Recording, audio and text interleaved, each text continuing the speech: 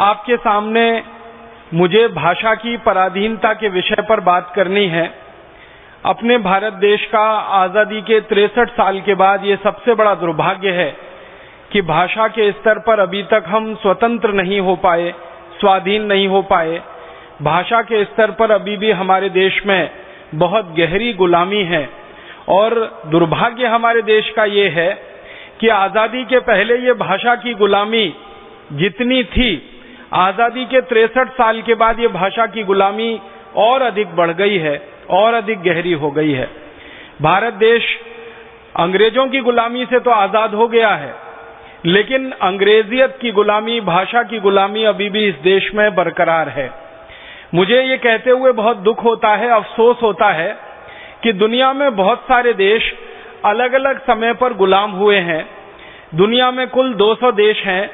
इनमें से 71 देशों का इतिहास ऐसा है जो अलग अलग समय पर गुलाम हुए हैं और गुलामी के लंबे दौर को उन्होंने झेला है, भोगा है। हमारे बहुत सारे पड़ोसी देश हैं। अफ्रीका काफी लंबे समय तक गुलाम रहा है, मलेशिया गुलाम रहा है, मिस्र गुलाम रहा है, इंडोनेशिया गुलाम रहा है, वर्मा गुलाम रहा है, श्रीलंका गुलाम रहा है। और अगर थोड़ा दूर में चलें तो Brazil, Mexico, Chile, Costa Rica, Colombia, Cuba जैसे देश अलग अलग समय पर गुलाम हुए हैं। जापान गुलाम हुआ है, चीन गुलाम हुआ है।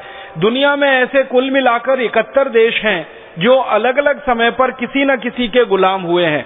कोई अंग्रेजों का गुलाम हुआ, कोई फ्रांसीसियों का गुलाम हुआ, कोई डच लोगों का गुलाम हुआ जिनको हॉलैंड निवासी कहा जाता है, कोई स्पेनिश लोगों का गुलाम हुआ, कोई पुर्तगालियों का गुलाम हुआ।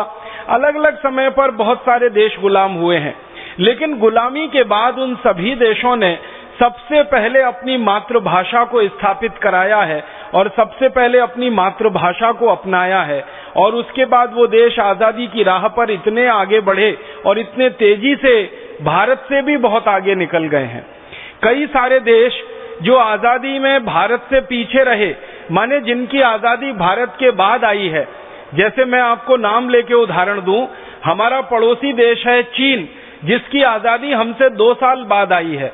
हम तो 1947 में आजाद हो गए, लेकिन चीन तो 1949 में जाकर एक बड़ी क्रांति के बाद आजाद हुआ।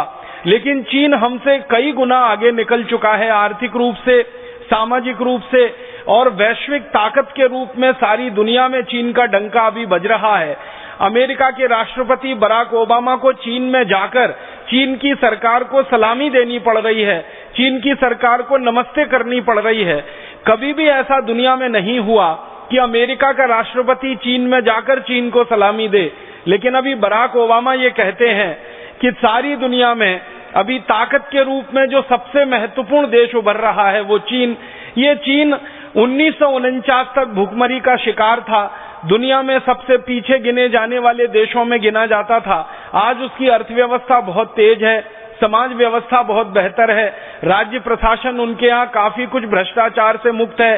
थोड़ा बहुत भ्रष्टाचार वहाँ होता है, लेकिन ऐसा नहीं जैसे भारत में होता है। सारी दुनिया के लोग चीन का लोहा मान रहे हैं, चीन को नेता मान रहे हैं, चीन को विश्व गुरु की पदवी दी जा रही है। ये सब चीन का हो रहा है। आखिर इसके पीछे कारण क्या है? तो चीन के विद्वानों से अगर आप ये पूछेंगे कि भाई आपने मुश्किल से पिछले 60-62 साल में इतनी तरक्की कैसे कर ली है, तो वो सब के सब एक ही बात कहते हैं, एक ही जवाब देते हैं कि हमने हमारी मातृभाषा को राष्ट्रभाषा बनाया है, हमने हमारी मातृभाषा को अपने जीवन में लाया है, हमने हमारी मातृभाषा को विज्ञान और तकनीकी की भाषा बनाया है, हमने हमारी मातृभाषा को पाठशाला और विश्वविद्यालय की भाषा बनाया है, हमने हमारी मातृभाषा को शोध और प्रक्रिया की भाषा बनाया है। इसलिए हम दुनिया में इतनी तेजी से आगे बढ़ पाए हैं। चीन के विद्वानों का यह कहना है कि अगर चीन आज भी अंग्रेजी भाषा में डूबा रहता, क्योंकि आप जानते हैं चीन लंबे समय तक अंग्रेजों का गुलाम रहा और अंग्रेजी भाषा में डूब गया। चीन के विद्वान कहते हैं कि अगर चीन अभी भी अंग्रेजियत में डूबा रहता, अंग्रेजी भाषा में डूबा रहता, तो चीन कभी भी 1947 और 1949 की स्थिति से आगे नहीं बढ़ पाता और इतना शक्तिशाली और ताकतवर देश नहीं हो पाता। हमारा पड़ोसी दूसरा देश जापान है।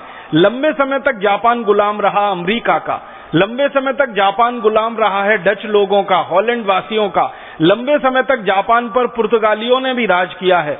लेकिन जापान जब आजाद हुआ इस विदेशी गुलामी से, तो जापान में भी सबसे पहला काम जो हुआ, उन्होंने अपनी मातृभाषा को राष्ट्रभाषा बनाया और अपने जीवन के हर क्षेत्र में मातृभाषा को सम्मान दिया, मातृभाषा को प्रश्रय दिया, मातृभाषा का उपयोग किया। उसमें से जापान आज दुनिया के सबसे ताकतवर आर्थिक देशों में गिना जाने लगा है।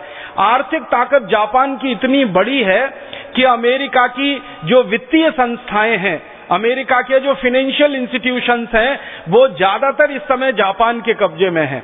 और अमेरिका की एक बड़ी संस्था मानी जाती है जो फिल्म बनाने वाली है, जिसको हॉलीवुड के नाम से सारी दुनिया जानती है।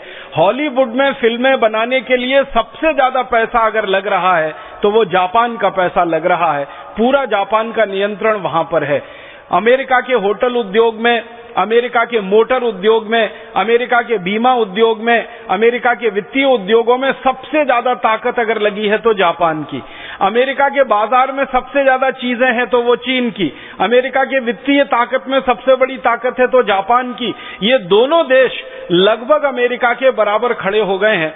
आपको याद है कि इसी जापान को अमेरिका ने तबाह कर दिया था, बर्बाद कर दिया था। 2 एटम बम गिराए गए थे 1945 में, एक हिरोशिमा पर और एक नागासाकी पर। लाखों जापान वासी उसमें मारे गए थे और देश की कमर टूट गई थी, रीढ़ की हड्डी टूट गई थी। लेकिन एटम बम गिरने के मात्र 65-66 वर्षों में जापान ऐसी ताकत से खड़ा हुआ है कि उनकी रीढ़ की हड्डी अब इतनी मजबूत है कि दूसरे बहुत सारे देश उनका सहारा लेकर दुनिया में चलने की कोशिश कर रहे हैं। जापान के विद्वानों से जब ये पूछा जाता है कि आपने इतनी जल्दी इतनी तेज तरक्की की है, इसका कारण क्या है, वो भी वही उत्तर देते हैं कि हमने जापान की भाषा को अपनी राष्ट्रभाषा बनाया, मातृभाषा को राष्ट्रभाषा का सम्मान दिया, जीवन के हर क्षेत्र में जापानी को अपनाया। वो प्राथमिक स्तर का कोई विद्यालय हो और विश्वविद्यालय स्तर की कोई शिक्षा हो, हर जगह जापानी भाषा वहां चलवाई। इंजीनियरिंग कॉलेज, मेडिकल कॉलेज, उनके सारे के सारे विश्वविद्यालय के संस्थान जो शोध करते हैं वो सब जापानी में काम करने लगे हैं। यही कारण है जापान के तरक्की करने का, विकास करने का। जापान के जो बड़े अर्थशास्त्री हैं वो ये कहा करते हैं कि किसी भी देश की तरक्की और विकास में सबसे बड़ा जो अनुदान होता है, सबसे बड़ा जो हिस्सा होता है, वो उस देश की संकल्प शक्ति का होता है। हम लोग कई बार इस गलतफहमी के शिकार हो जाते हैं कि किसी देश की तरक्की में, किसी देश के विकास में पूंजी का बहुत योगदान है, पैसे का। फिर हम यहाँ फंस जाते हैं आकर कि किसी देश की तरक्की में तकनीकी का बहुत बड़ा योगदान है। फिर हम सोचने लगते हैं कि किसी देश की विकास का और उसकी तरक्की का विदेशी कंपनियों के द्वारा मदद करना बहुत बड़ा योगदान है। लेकिन जापान के अर्थशास्त्री, समाजशास्त्री सब इस तर्क को नकारते हैं। वो ये कहते हैं कि किसी भी देश की तरक्की और उसके विकास में सबसे बड़ा योगदान होता है संकल्प शक्ति का, और वो मानते हैं कि संकल्प शक्ति मातृभाषा से ही आ सकती है। विदेशी भाषाओं में संकल्प नहीं लिए जाते और विदेशी भाषाओं के संकल्प कभी पूरे नहीं हो पाते। ये जापान की कहानी है। हम थोड़ा दूर चलें, कोई और देश की कहानी देखें, क्यूबा की कहानी देखें, ब्राजील की देखें। ब्राजील एक बहुत बड़ा देश है लैटिन अमेरिका में, दक्षिणी अमेरिका में, जो बहुत तेजी से विकसित हो रहा है। हालांकि अमेरिका के नजदीक है, लेकिन आपको सुनकर हैरानी होगी, ब्राजील अमेरिका के बिल्कुल नजदीक है। अमेरिका की सीमा से ब्राजील की सीमा लगती है, लेकिन ब्राजील देश में अमेरिका की भाषा अंग्रेजी नहीं चलती है, उनकी अपनी भाषा चलती है। लंबे समय तक ब्राजील भी गुलाम रहा है विदेशियों का, लेकिन आजादी के बाद उन्होंने भी अपनी मातृभाषा को राष्ट्रभाषा बनाया, उसका सम्मान बढ़ाया, जीवन में मातृभाषा का हर कदम पर उपयोग बढ़ाया। उसमें से ब्राजील बहुत ताकतवर होकर निकला। दुनिया के 71 देशों की कहानी अगर आप देखेंगे तो ऐसी ही कहानी दिखाई देती है। ये तो मैंने कुछ नाम लिए जापान, चीन, ब्राजील जैसे देशों के, जो बहुत बड़े देश हैं दुनिया में, जिनकी अर्थव्यवस्था बहुत बड़ी है, जिनकी आबादी बहुत बड़ी है, जिनके संसाधन बहुत हैं, जिनकी भौगोलिक सीमाएं बहुत बड़ी हैं। मैं कुछ उदाहरण देना चाहता हूं दुनिया के छोटे छोटे देशों के, जिनकी भौगोलिक सीमाएं भारत के एक जिले से भी छोटी हैं, जिनकी आबादी भारत के एक जिले से भी कम है। भारत के सबसे छोटे जिले से भी छोटे देश दुनिया में बहुत हैं, और एक दो नहीं है, 24 हैं। एक छोटा सा देश है उसका नाम है फिनलैंड, एक छोटा देश है उसका नाम है डेनमार्क, एक छोटा सा देश है उसका नाम है नॉर्वे। ऐसे दुनिया में 24 छोटे से देश हैं जो भारत के एक एक जिले से कम हैं, जिनकी आबादी 10 लाख, 15 लाख, 20 लाख, 22 लाख के आसपास की है। बहुत अधिक हो तो 30 लाख की आबादी है। हमारे देश में तो कई जिले 30 लाख से कई कई गुने बड़े हैं। दिल्ली की बात करें, दिल्ली तो अब राज्य हो गया है, लेकिन दिल्ली जैसे कई बड़े राज्यों के बराबर के जिले हैं हमारे देश में, जिनकी आबादी करोड़ों में है। लेकिन कई देश हैं जिनकी आबादी 15, 20, 22, 50 माने 30 लाख के आसपास है। उन देशों की कहानी भी अगर आप पढ़ेंगे तो उनकी कहानी भी यही है। जैसे फिनलैंड बहुत छोटा सा देश है, दुनिया के 200 देशों में सबसे छोटे देशों में उसकी गिनती होती है। मुश्किल से आबादी उनकी 30 लाख के आसपास है। इतने छोटे से देश ने एक संकल्प ले रखा है और ये संकल्प उनका 100 साल पुराना है। 100 साल पहले फिनलैंड गुलाम हो गया था और गुलामी के बाद उन्होंने आजादी पाई। आजादी के बाद उनका पहला संकल्प है जिसको 100 साल से उन्होंने टस से मस नहीं होने दिया, और वो संकल्प ये है कि हम कभी विदेशी भाषा में अपने देश में कोई काम नहीं करेंगे। फिनलैंड की सरकार चलेगी तो फिनिश भाषा में काम करेगी, फिनलैंड के विश्वविद्यालय चलेंगे तो फिनिश भाषा में काम करेंगे, फिनलैंड के बच्चों को प्राथमिक स्तर से लेकर उच्चतम शिक्षा दी जाएगी तो उनकी फिनिश भाषा में होगी, उनके यहाँ विज्ञान और तकनीकी का काम किया जाएगा तो फिनिश भाषा में होगा, उनके यहाँ इंजीनियरिंग कॉलेज चलाए जाएंगे तो फिनिश में होंगे, उनके यहाँ मेडिकल कॉलेज होंगे तो फिनिश में होंगे। छोटा सा देश फिनलैंड अपनी मातृभाषा को सीने से ऐसे चिपकाए हुए है जैसे कोई माँ अपने बच्चे को छाती से चिपका कर रखती है। आसपास के देश इतना दबाव डालते रहते हैं फिनलैंड के ऊपर। अगर आप यूरोप का नक्शा देखेंगे तो फिनलैंड इंग्लैंड से बहुत ज्यादा दूर नहीं है, फिनलैंड फ्रांस से भी बहुत ज्यादा दूर नहीं है, स्पेन से भी बहुत ज्यादा दूर नहीं है, पुर्तगाल से भी ज्यादा दूर नहीं है, जर्मनी से भी ज्यादा दूर नहीं है। ये बहुत सारे बड़े देश हैं फिनलैंड के आसपास में। ये दबाव डालते रहते हैं फिनलैंड पर कि भाषा बदल दो, अंग्रेजी कर लो, भाषा के साथ साथ और भी चीजें बदल दो। लेकिन फिनलैंड के निवासी कहते हैं कि हमारी आजादी तब तक सुरक्षित है जब तक हमारी मातृभाषा सुरक्षित है। जिस दिन हमने मातृभाषा को छोड़ दिया उस दिन हमारी आजादी चली जाएगी।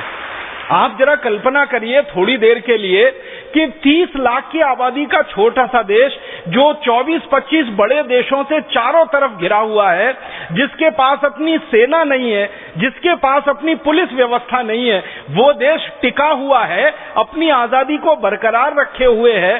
100 साल से उनकी आजादी बरकरार है।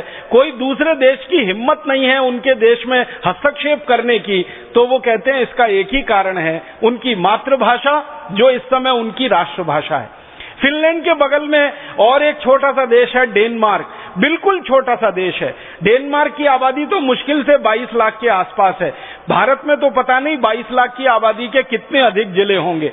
वो डेनमार्क की मातृभाषा जो है वो डेनिश है और उनके यहाँ सब काम डेनिश में होता है। सारी दुनिया के जो भाषा विज्ञानी हैं वो इस बात पर हैरानी व्यक्त करते हैं कि दुनिया में शब्दों की संख्या के अनुसार सबसे छोटी भाषा है तो वो डेनिश भाषा है, जिसमें सबसे कम शब्द हैं। अगर सबसे कम शब्दों वाली भाषा डेनिश है पूरी दुनिया में, लेकिन फिर भी वो डेनमार्क की राष्ट्रभाषा है। डेनमार्क के इंजीनियरिंग कॉलेज डेनिश में चलते हैं, मेडिकल कॉलेज डेनिश में चलते हैं, मैनेजमेंट के कॉलेज उनके यहाँ डेनिश में चलते हैं। और डेनमार्क के निवासियों को ये बात कहते हुए बड़ी गर्व है कि भले हमारी मातृभाषा दुनिया में सबसे कम शब्दों वाली भाषा हो, लेकिन वो हमारी मातृभाषा है और उस पर हम कोई समझौता नहीं कर सकते। जैसे हम लोग कई बार आपस में बात करते हैं ना, भले हमारी माँ दूसरे की माँ से कम सुंदर हो, लेकिन वो हमारी माँ है और माँ जो है ना वो समझौते के लायक नहीं होती है।